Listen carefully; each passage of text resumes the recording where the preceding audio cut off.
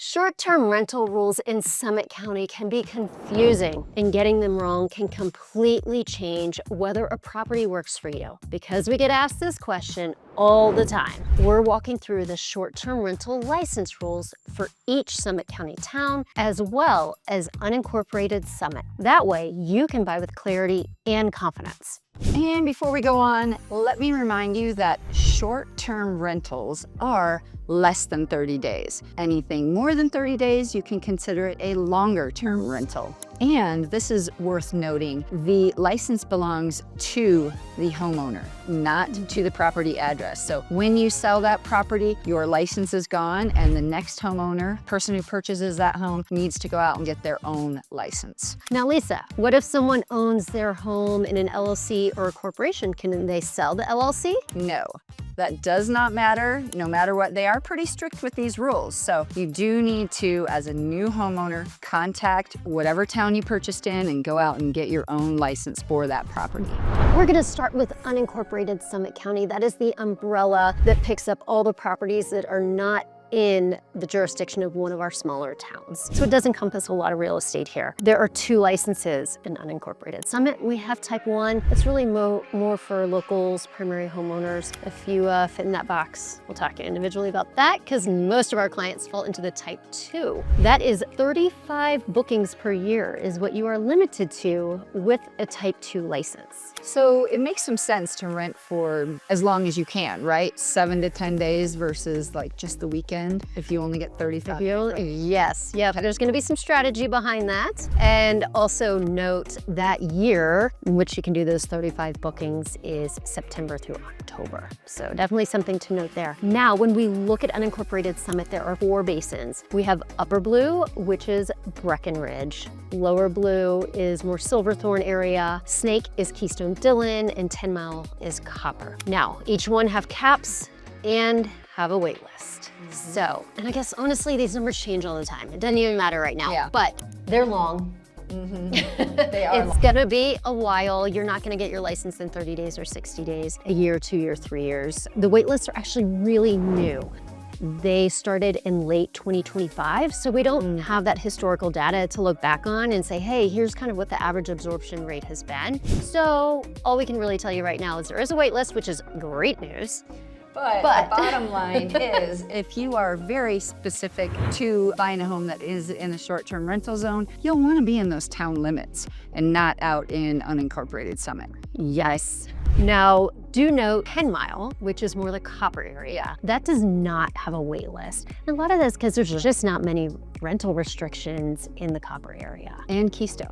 Keystone does have a few, so that's Snake restrictions, but basically those 2 resort areas were built specifically to be able to host short-term renters coming and going. So very few restrictions at those 2 resorts. All right, on to Frisco. In Frisco, the maximum allowable number of short-term licenses, 25% of the total residential houses. So you don't need to remember this, but there are 3,600 residential housing units in Frisco. So 25% of that is 900 short-term rental licenses. Sounds like a lot, but we are already capped. And as of today, the wait list in Frisco is 85 people. So Lisa, historically, what have we seen with the turnover rate on that if I were to get on the list today? It just depends how quickly homes are selling in Frisco. We tend to sell a little bit more in the summer. So the summer, the wait list might go down a little bit more, but I'd say you're still looking at a couple years, 1.5 to 2 years in Frisco to get that short-term rental license. The process there is pretty simple. Once you own a home, you have to be a homeowner in order to get the license. So you go to the town and you have to show your proof of ownership. After that,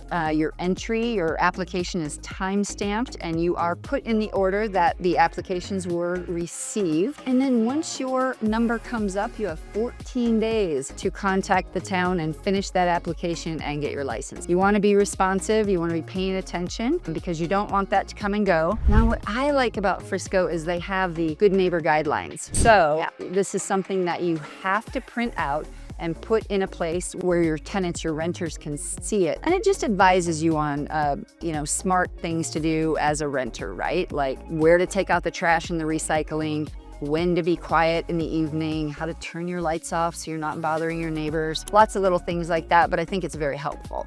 this is one of those things that a lot of guests are here and they don't really realize that the person next door has to get up and go to work in the morning and may not be on vacation as well. Right. So a friendly reminder in that. And then Lisa, you hit on something else that applies to all of our towns and the county, but that is that you have to be the owner to apply. You have to actually be closed. So when you go under contract, you cannot go apply that day. You have to wait till you are closed. So, and then moving on to the other side of Lake Dillon, we have Dillon, town of Dillon. Pretty easy over there. There are some little pockets. There is no cap. Pretty neat. So I'd say, you know, not Dillon Valley. Dillon Valley is not included. That's unincorporated. That is unincorporated. You wouldn't know that, Zeit. But a lot of the areas right up by the lake, most of the areas right up by the lake are not capped and no restrictions. There's a couple other pockets. So you know, if you have a property in mind in Dillon, just pick up the phone, give us a call, and we'll double check on that for you. Next, we are going to focus on the town of Breckenridge. And there's no nice way to say this. The town of Breckenridge to make this very complicated. So we have 4 zones. We have the resort zone, which has no cap at all. 100% of those properties can have an SDR license. And then you have zone 1, 2, and 3.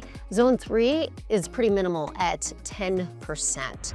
So that's the overarching view for Breckenridge. Now, when you go to apply for your license in Breck, know that it is $756 per bedroom for your license. So if you have a 5 or 6 bedroom home, it's gonna be a little bit more expensive than a 1 bedroom. Also, I'm gonna give you some stats for what we're current as of October 2025. They are updated quarterly, so we should see that here pretty soon. But just to give you an idea of what these wait lists are looking at right now. So again, resort zone, no cap, 100% of those properties can have a license. So if you buy there, you can march down the street with your deed right after closing and get your license. Zone 1, it doesn't have a cap, or it does have a cap, but it almost doesn't. There's 461 licenses still available in Zone 1. So close today, go get your license. Zone 2 allows for 130 short-term rental licenses. There is currently a wait list. There are 22 people on that wait list. It's too bad. It's not too bad when you look at the percentage of 130 though. And when we talk about these caps, the only way those go away is when people sell their home, or if when that annual renewal comes up, people forget to renew. Because they do need to be renewed. Yes, so they are renewed annually. So those are really the only 2 ways that these licenses go away. Zone 3 allows for 390 licenses. There's currently 1,068 licenses. So in a waiting list of 32, but over 678 more than what are allowed. You may ask, how's that happen? Well, these were homes that had a license prior to these regulations being in effect. And they did not take licenses away from people, which is wonderful. That's great. So that's why there are more licenses than allowed, but it does mean Zone 3. Really sell properties in Zone 3 to people who do want to short-term rent, because it's years down the road. Years and years and years down the road. So we should forget about that zone. Yeah, but Town of Breck, just to reiterate, is really confusing. It's honestly little pockets that are different zones throughout the town. So truly, shoot us a text with an address, give us a call. We'll let you know if that one can be rented or not. On to Silverthorne. Okay, so they are keeping us on our toes. We are no longer talking in zones, we are talking about areas. In Silverthorne, we have 3 areas, and area 1, there's 23 available. So 23 licenses still available in area 1. Area 2 includes the town core, some of those riverfront newer developments, including Summit Sky Ranch. So there are 301 available there. Quite a few licenses in that area. Area 3 is more of the deed restricted housing, so there are 0 licenses available there. Now, question we get asked all the time is Wilderness. No. Wilderness, you would think, is Silverthorne. It's right above Silverthorne, but it is considered unincorporated Summit County. So Wilderness, again, is unincorporated. a pretty big wait list. Right, so that's Unincorporated Summit, Lower Blue Basin, Yep. Waitlist. Correct. Once you have that short-term rental license and you're ready to go, when you go to apply for your short-term rental license, they're gonna ask you who is your responsible agent, and that is someone they have to be local, so you cannot buy this home and get on the plane and go back to Florida and think you're gonna fully manage it from there. You have to have a responsible agent that's within 60 minutes of the property, so they can get there within an hour if anything is needed. Now, we do have loads of incredible property management companies to help you manage your properties.